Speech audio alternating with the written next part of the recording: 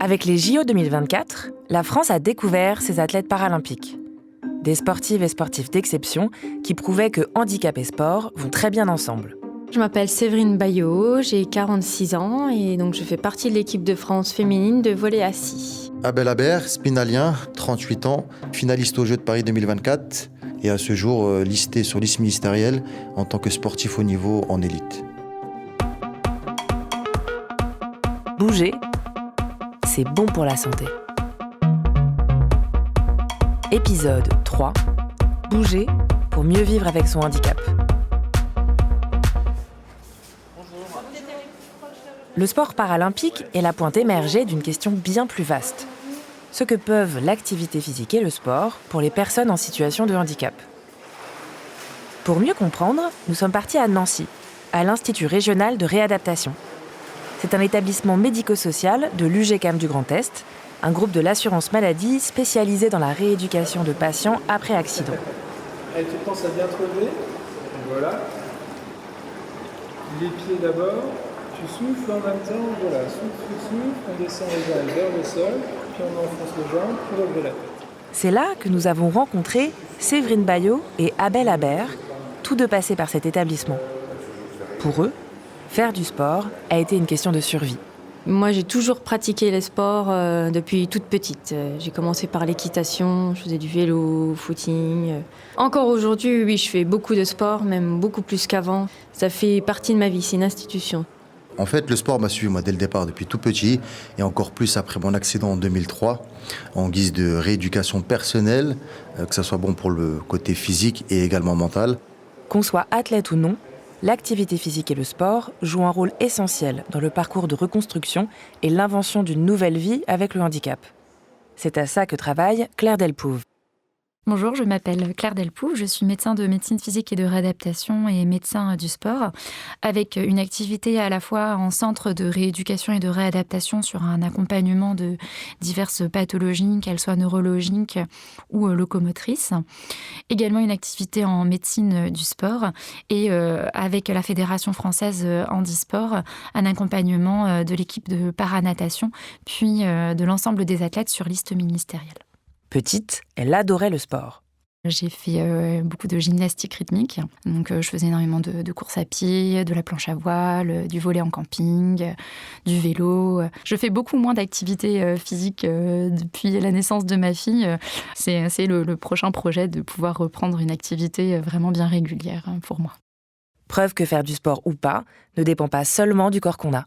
Alors moi, j'ai eu un accident de moto en mai 2021. Séverine Bayot. Donc je n'ai pas perdu mon pied tout de suite. Il était très abîmé, mais j'ai choisi de le garder. Et 1 an et demi après, il y a eu l'amputation. Donc l'amputation tibiale pied gauche. Pour moi, c'était obligatoire de pouvoir reprendre une activité physique. C'était la première question qui m'est venue à l'idée. Pas forcément le travail, mais le sport. J'avais besoin. C'était une ressource, une reconstruction en fait. Donc accident 2003. Abel Habert. Scooter contre voiture, j'ai 17 ans, je me retrouve avec une fracture du fémur, fracture ouverte, on essaie de réparer la chose, gangrène, donc on doit couper au bout de 5 jours. Et donc à la suite de ça, donc sous le choc, 17 ans, on n'est pas fini, très en colère, processus de deuil à faire soi-même, entre guillemets, il n'y a pas eu forcément de suivi psychologique ou autre, que ce soit pour moi ou mes proches, mais je tombe très rapidement dans le sport. Donc très réfractaire à un port de prothèse, avoir un corps mécanique sur notre corps en pleine transition d'adolescent, etc. Très très très compliqué. Ça fait que je me retrouve pendant 1 an et demi en béquille et non appareillé. Il existe plusieurs types de handicap. Le handicap inné, qu'on a dès la naissance, le handicap acquis, qui survient au cours de la vie, suite à une maladie ou un accident par exemple, et enfin le handicap évolutif, qui s'aggrave progressivement. Lorsqu'il est acquis, le handicap représente souvent une rupture très violente dans la vie des personnes. Il faut soudain repenser des pans entiers de son existence, réinventer une façon d'être au monde, comme le raconte Claire Delpouve. C'est une patiente qui me l'a appris au début de ma formation.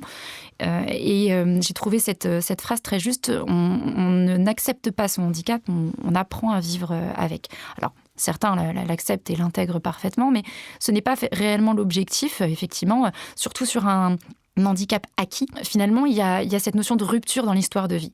Ça va vraiment donner cette difficulté à accepter quelque chose qui peut être vécu comme quelque chose d'injuste, de terrible, de très dur. Il va y avoir une comparaison de la personne avec ce qu'elle était capable de faire avant, et c'est d'autant plus vrai que la personne est plus âgée. Le handicap a longtemps été défini comme une déficience inhérente à la personne. Ne pas pouvoir entendre ou être privé d'un membre, par exemple. Mais aujourd'hui, sous l'effet notamment des mouvements de personnes handicapées, le handicap est pensé sous l'angle d'une interaction entre une personne et son environnement. C'est aussi ce qu'explique Claire Delpouve. Il est important de se souvenir qu'aujourd'hui, le handicap, dans son terme large et noble, 80% est dit du handicap invisible. Déjà, il faut se rappeler qu'on est tous à un moment ou à un autre confrontés à se sentir en situation de handicap, à savoir en situation de restriction, de diminution, dans l'incapacité de faire ce que l'on voudrait. Ça, finalement, tout le monde l'a expérimenté. Et c'est vraiment important à se rappeler cet élément, parce que finalement, dire d'une personne qu'elle est handicapée, c'est une erreur. C'est une conjoncture à un moment entre son état physique, entre ses désirs et l'environnement dans lequel elle évolue. Et donc la médecine physique et de réadaptation en permanence, c'est nous d'arriver à faire concilier ces trois éléments. On est à partir de ce qu'est capable ou non de faire le patient, comment on peut essayer de progresser ou non, quels sont les désirs et les attentes du patient, et dans quel environnement il évolue. L'importance que t'offre le palme, et tu chercheras bien l'autograndissement en même temps que tu te déplaces, pour avoir un bon engagement au niveau du centre. Dans le processus long et délicat qui consiste à s'adapter à sa vie avec son handicap, à apprendre à vivre avec, l'activité physique et le sport vont jouer un rôle essentiel. Voilà. Ça sert à rien de trop les serrer. Ouais. Voilà. C'est juste un maintien. Ce parcours commence souvent dans les centres de rééducation. Ouais. Ça marche. Ainsi, après son accident, Séverine Bayot est suivie à l'Institut régional de réadaptation, l'IRR, de Nancy. Alors moi, j'étais amputée en février 2023. Fin février, j'étais à l'IRR. Et une fois que l'amputation s'est bien passée et tout, j'ai été appareillée. Et en fait, au niveau des kinés et tout, il y a eu... j'ai fait une demande aussi assez inhabituelle, où moi, il ne me fallait pas 1 heure de libre dans la journée, parce que sinon, ça n'allait pas être possible. Voilà, donc moi, je oscillais entre la salle des kinés et la salle de sport à faire tout ce que je pouvais. Même si c'était que le haut du corps, je faisais que le haut du corps, mais il me fallait une activité et c'est ce qui permet d'avancer. Enfin, c'est sûr, je suis convaincue. Abel Habert, lui, ne fréquente pas de centre de rééducation. Il s'entraîne en autodidacte, seul chez lui, avec l'aide de vidéos sur Internet. Et en fait, ça a été un ami à moi qui me voyait m'entraîner chez mes parents dans un garage et m'a conseillé. Il était boxeur dans ma ville, à Épinal, grosse ville sportive. Il était boxeur et m'a parlé de boxe. Donc j'ai investi dans un sac de frappe. Je me suis rendu compte qu'il fallait se remettre debout et d'avoir des appuis. De là, je me suis dit qu'il fallait me remettre debout et d'accepter éventuellement l'appareillage, le corps mécanique. Très compliqué, mais avec un objectif, pourquoi pas, de se remettre debout. Les centres de rééducation accueillent des profils très différents. Certaines personnes, comme les athlètes qu'on vient d'entendre, veulent reprendre le sport. D'autres ont besoin de retrouver une autonomie suffisante pour aller à la boulangerie. Pour tous, la reprise d'une activité physique adaptée fait partie intégrante de l'accompagnement, comme un traitement à part entière. Déjà, présenter au patient la place de l'activité physique dans sa prise en charge. C'est pas juste du bien-être, c'est pas juste pour lui faire plaisir, c'est aussi aujourd'hui le traitement qui a fait ses preuves pour éviter toute récidive d'AVC, pour contrôler les facteurs de risque cardiovasculaire, pour, en limitant la sédentarité, on améliore la capacité physique et on améliore l'espérance de vie du patient. On va repasser avec la frite, on se laisse un peu plus, porté par la frite, et on essaie de souffler. On fait des jolis bulles, des petites bulles. L'IRR de Nancy suit des patients souffrant de problèmes locomoteurs ou de suites de traumatismes. Dans les parcours de rééducation et de réadaptation, les patients ont accès à des activités physiques diverses, notamment de la balnéothérapie. Voilà, et puis maintenant appuyez sur la barre, écrasez la barre et vous allez éternuer. Ah bah vous avez dit, ouais, très bien. Et on appuie sur la barre avant de ne plus avoir de souffle. Voilà. Et on inspire par la bouche. Ouais, bravo, très bien, super. Ça s'est fait tout seul. Et on prend le temps de travailler le souffle et le corps dans l'espace. Et en même temps la charge émotionnelle. L'activité physique va dépendre des capacités du patient. Même la reprise de la marche peut être décisive selon les pathologies. L'intensité varie selon le degré de récupération du patient, mais l'objectif reste le même. Adapter l'activité au patient et, progressivement, travailler avec lui la capacité à l'effort, la récupération de certains gestes. Ces exercices permettent aussi de travailler des capacités cognitives ou sociales. Le patient, finalement, en étant sur quelque chose où il va être vraiment dans un aspect de réussite, parce qu'on va chercher à adapter complètement la pratique à lui, ses difficultés, il va y avoir aussi un sentiment de réussite, d'aller vers qui va aussi lui faire du bien. Il y a aussi différentes activités qui font qu'ils oublient complètement. Par exemple, lorsqu'on fait de l'équitation, de l'équithérapie, le patient en fauteuil n'est plus en fauteuil à ce moment-là. Quand il est sur sa selle, il est comme vous et moi qui faisons de l'équitation. Et ça aussi, c'est un regard qui peut faire beaucoup de bien aux patients. Et donc, tous ces éléments vont faire qu'ils vont pouvoir gagner en bien-être. Il va y avoir un bien-être immédiat. Et associé en plus à tous les aspects physiques qui vont faire qu'ils vont gagner en autonomie, par exemple sur l'équilibre du tronc, qui feront qu'ils sont plus à l'aise pour pouvoir ouvrir la porte de chez eux, pour pouvoir aller attraper un objet en hauteur, se baisser pour ramasser un objet qui est tombé par terre, font qu'on est toujours dans cette dynamique vertueuse de l'autonomie, qualité de vie, je me sens mieux, je me sens en capacité de... Réhabiter pleinement son corps, sentir ses capacités et sa puissance, c'est ce qu'Abel Habert retrouve avec la boxe, qu'il pratique alors avec des valides. Et ça m'arrivait de boxer donc en jogging, parce qu'en fait, si la personne voit que t'es amputé, elle a un autre regard. C'est aussi le regard de la société. Donc j'étais très en colère par rapport à ça. À la fin, je fais des choses que même des valides ne font pas. Alors, on va partir sur 10 minutes niveau 3.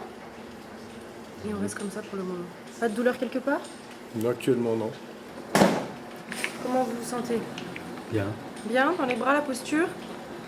Dans le siège ? Parfait. On part sur 20 minutes et niveau 1. Moi, je pense qu'il y a vraiment important, c'est dans les centres de rééducation, quels qu'ils soient, il faut vraiment orienter la personne vers une activité physique sans parler compétition ou autre. Il n'y a pas que la compétition qui est importante, mais trouver une activité physique qui conviendrait à la personne, au patient, ce qui peut l'intéresser. Et au début, ça va être dur, oui, mais je pense qu'il y a vraiment un accompagnement à faire autour de ça parce que ça peut vraiment sauver des vies, quoi. Au-delà de l'activité physique, comme la marche, la balnéothérapie ou le fitness adapté, de très nombreux sports peuvent être proposés aux personnes vivant avec un handicap. Ici encore, le maître mot est l'adaptation de la pratique sportive à la situation de la personne, explique Claire Delpouve. Aujourd'hui, en fonction de la déficience motrice que vous avez, de la déficience sensorielle que vous avez, on ne va pas aller chercher les mêmes adaptations. Un patient cardiaque qui a fait un infarctus de myocarde n'aura pas besoin des mêmes adaptations pour pratiquer le sport qu'un patient amputé. Aujourd'hui, de très nombreuses solutions d'appareillage peuvent aussi être proposées. Celles-ci vont des plus simples, comme des semelles orthopédiques ou des orthèses, aux plus techniques, comme des prothèses équipées de microprocesseurs. L'IRR de Nancy est le centre de référence en matière d'appareillage pour le quart nord-est de la France. Il possède même un atelier où les prothèses sont faites sur mesure pour s'adapter au mieux aux besoins des patients. Mais malgré les aides et les appareillages, trouver le sport qui convient reste encore souvent un parcours solitaire. J'ai cherché un peu sur Internet, après une amputation tibiale, qu'est-ce qu'on peut reprendre comme sport, qu'est-ce qui est préconisé ou pas. Enfin, voilà, c'est pas évident, c'est un monde où on débarque, on connaît rien. Et du coup, on m'a conseillé l'aviron, parce qu'il n'y avait pas d'appui, c'est différent. Et donc, j'ai essayé l'aviron, donc ça m'a bien plu. Et puis, j'ai fait une journée sélection para-aviron à Paris, donc ils m'avaient retenue. Donc, j'avais commencé l'aviron. J'étais à l'IRR de Nancy, mais je n'étais pas encore avec la prothèse. Et puis après, je suis sortie deux mois après la prothèse. Donc j'ai participé à un stage de découverte de volley assis au Krebs à Vichy. Et du coup, là, ils m'ont retenue pour faire partie de l'équipe. Et 4 semaines après, ils m'ont emmenée au championnat d'Europe. Donc savoir que j'ai jamais fait de volley, jamais de sport d'équipe. Je faisais toujours des sports individuels. Donc là, je suis partie de -1, quoi. Donc j'ai tout appris. Il a fallu trouver un club, mais voilà, un gros challenge. Pratiquer un sport, c'est aussi travailler ses capacités de cognition sociale et retrouver du lien social. La sortie du centre de rééducation n'est pas toujours simple. il n'est pas simple de se confronter au regard des autres et à sa nouvelle vie. Fréquenter une association sportive, adaptée ou non, peut alors faciliter le lien social. Voire, comme ça a été le cas pour Abel Habert, devenir un levier d'insertion professionnelle. Et moi, ça a été depuis un bon bout de temps d'avoir le sport en guise de médicament de rééducation et même, c'est devenu même vecteur d'insertion professionnelle. À la suite de ça, je me suis investi dans une salle de sport où, au vu de mes capacités, on m'a proposé de commencer à encadrer, donc passer des diplômes dans le domaine. Étant seul, en plus avec une reconnaissance travailleur handicapé, on était très peu à vouloir valider des diplômes dans le sport, d'autant plus dans le sport de combat. Après son expérience en boxe, Abel Habert a été recruté dans l'équipe de para-canoë pour les Jeux paralympiques de 2024, où il arrive en finale. Comme Séverine Bayot, il espère par son parcours montrer que le handicap n'est pas la fin.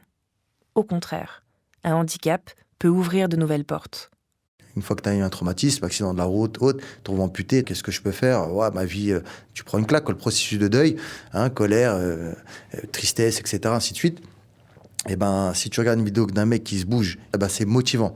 Et donc, moi, j'interviens pour dire aux gens, pourquoi pas maintenant, même le handicap, ça peut te permettre d'avoir des portes ouvertes dans des choses, dans des disciplines, etc., ou avec un projet sur du plus long terme.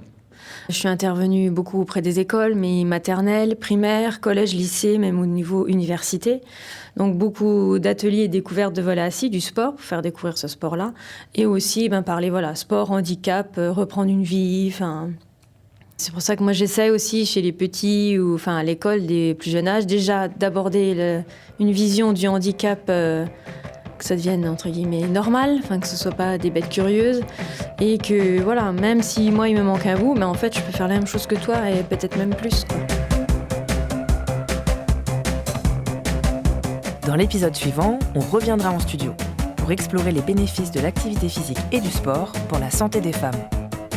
Et pour en parler, on entendra le professeur Mounier Veillé, cardiologue engagé pour la santé des femmes et pionnière de cardio-gynécologie, ainsi que Marguerite Cazeneuve, directrice déléguée à la gestion et l'organisation des soins de l'assurance maladie. À suivre.